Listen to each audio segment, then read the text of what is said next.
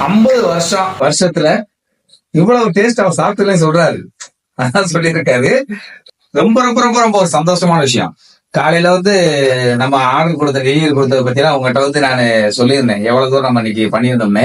அதுல மெயினா அதிகமா கொண்டு போனவங்க அவங்க நாட்டினஸ். அவங்க சொன்ன ரிவ்யூ இப்ப நீங்க பார்க்கலாம். அடுத்து நான் இப்போ नाश्ते का आइटम बहुत अच्छा, इतना अच्छा बोले तो हमारे बागलकोट में ऐसा चटनी ऐसा सांबर नहीं मिला था। मैं 50 वर्ष बागलकोट में हूँ, कर्नाटका स्टेट बागलकोट डिस्ट्रिक्ट में हूँ।